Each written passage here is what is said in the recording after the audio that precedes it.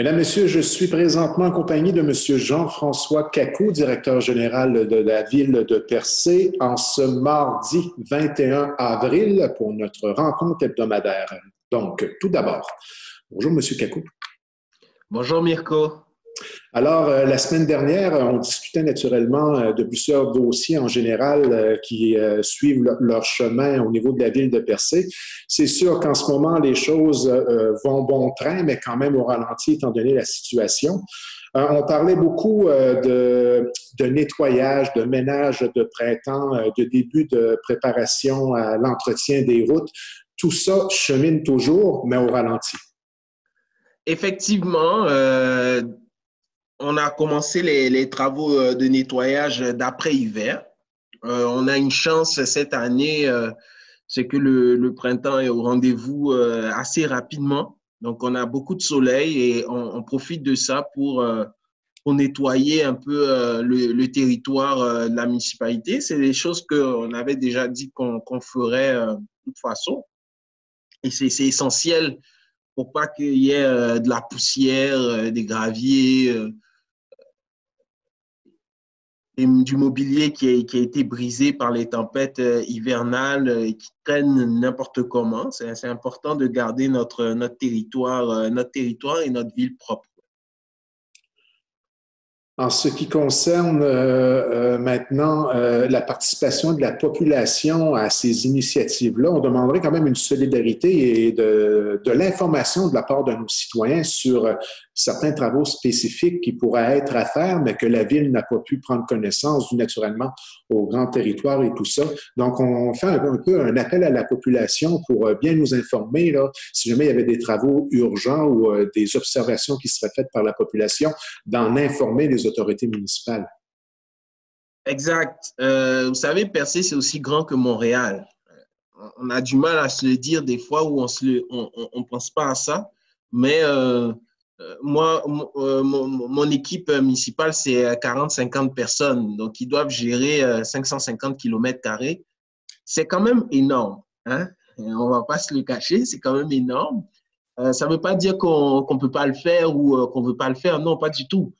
C'est juste de se dire, ben, ce serait important d'avoir une collaboration aussi citoyenne, de se dire, OK, ben, là, on est en train de rentrer dans le nettoyage post-hivernal, de nous signifier les endroits de la municipalité, les routes, les espaces municipaux qui, à leur sens, on ne va pas dire sont endommagés ou oui, sont endommagés ou sont sales, que nous, on puisse avoir une programmation de nettoyage et mieux dispatcher nos équipes sur le territoire. C'est clair qu'en fonction de l'information qu'on va recevoir, et puis ça, je le dis là, c'est important, en fonction de l'information qu'on va recevoir, on va évaluer les priorités d'intervention. Donc oui, on va recevoir l'information de la part des citoyens, mais ça ne veut pas forcément dire qu'une fois qu'on va recevoir l'information, ben, le lendemain ou la semaine qui suit ou 2 semaines après, les travailleurs municipaux seront sur place en train de nettoyer. Comme je l'ai dit au début de mon intervention, on est une ville qui est aussi grande que Montréal. Et puis ça, il faut l'avoir à l'esprit. Donc, les interventions qui vont se faire sur le territoire vont se faire en fonction d'un coefficient de priorisation que nous, on va se donner ici au sein de l'administration municipale, de sorte à pouvoir faire le maximum pendant cette saison post-hivernale, donc le printemps et l'été, et aussi une partie de l'automne.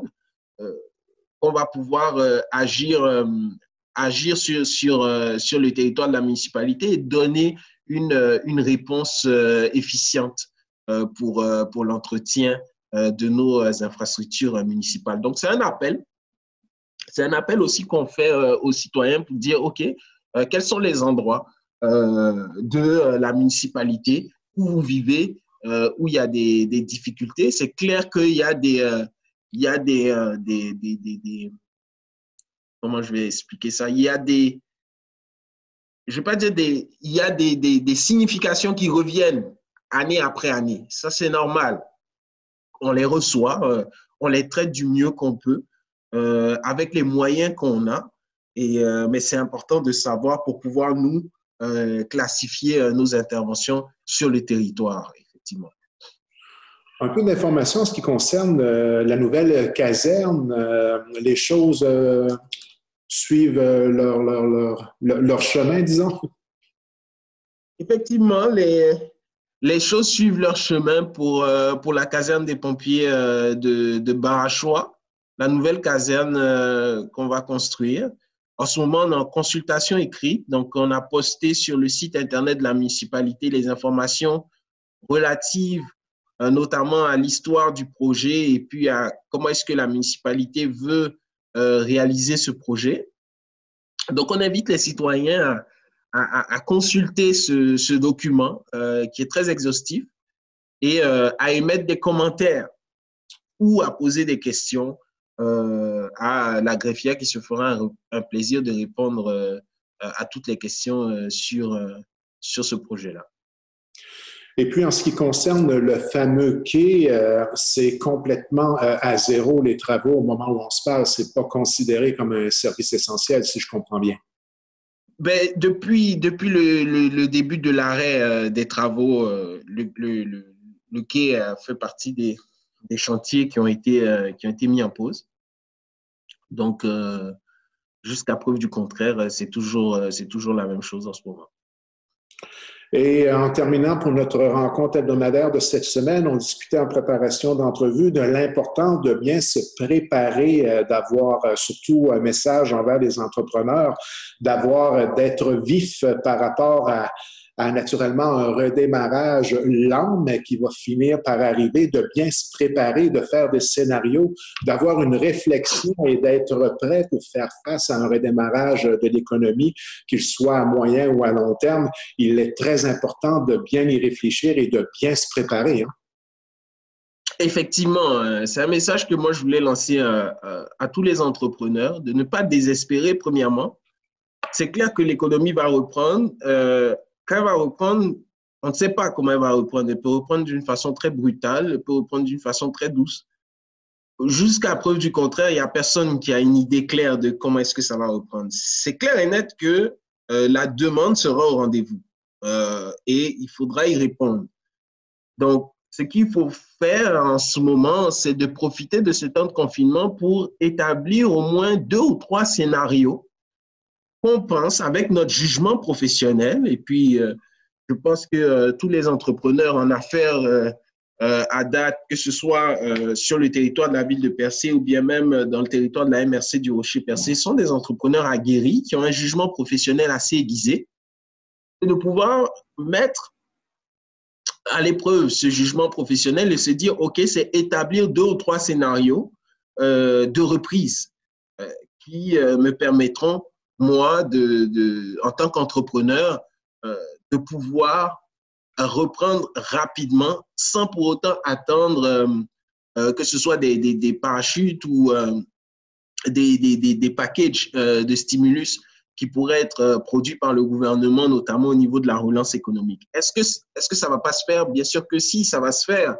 Il y aura un paquet, il y aura un format ou un produit de relance économique qui va être produit par le gouvernement, notamment provincial, qui a en ce moment un comité de relance économique qui travaille sur la question.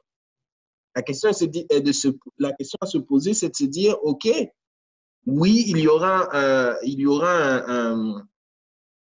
réponse à la suite de cette crise, une réponse gouvernementale pour aider les entreprises en difficulté.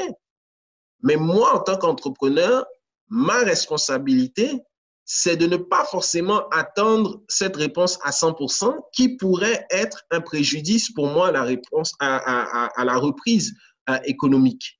Vu que forcément, une fois que les choses vont reprendre au niveau économique, il y aura une diminution des implications gouvernementales dans le soutien des entreprises. Et ça, c'est important à avoir ça constamment à l'esprit. Ce n'est pas de vivre dans la psychose, mais c'est de savoir se positionner pour dire, OK, je plonge un regard dans l'avenir pour dire, OK, quand ça va reprendre, voici les difficultés auxquelles je vais devoir faire face et voici comment est-ce que je pourrais répondre à ces difficultés par mes propres moyens. Et deuxièmement, voici comment est-ce que je peux répondre à ces difficultés par mes propres moyens et avec une potentielle aide gouvernementale, notamment fédérale, provinciale, régionale ou éventuellement locale au niveau de la MRC, par exemple, et de se dire, OK, au moins à la fin de la crise, lorsque ça va être officiel que on rentre dans un plan de déconfinement, on rentre dans un plan de relance de l'économie après la pandémie. Voici comment est-ce que je peux me positionner aux premières loges pour ne pas être impacté par cette récession qui viendra après la pandémie. Alors, mon message aujourd'hui pour les entrepreneurs, c'est premièrement, de ne pas désespérer, deuxièmement, de profiter de ce temps pour faire des plans qui reflètent notre réalité en tant qu'entrepreneur et de savoir, de rester à l'affût de tous les programmes qu'il y a, parce qu'en ce moment, il y a beaucoup d'annonces, vous voyez. Il y a beaucoup d'annonces et quand on n'est pas à l'affût, forcément, on va en manquer une qui nous concerne personnellement. Donc, c'est de rester à l'affût des annonces au travers de médias accrédités, donc des sources crédibles qui relaient l'information. Je pense aux institutions économiques officielles qui représentent notamment notre industrie, que ce soit dans la pêche, que ce soit dans le tourisme, que ce soit dans la restauration ou dans l'événementiel. On a toujours des institutions qui nous accompagnent et qui sont ces liens entre le gouvernement et nos infrastructures. Alors, c'est de rester à l'affût de ces annonces-là et de se dire que lorsque ça va reprendre, il faudrait au moins que je puisse être aux premières loges. Monsieur Kakou, merci beaucoup. Toujours un plaisir de discuter avec vous. On se donne rendez-vous la semaine prochaine. Merci beaucoup, Mirko. À la semaine prochaine.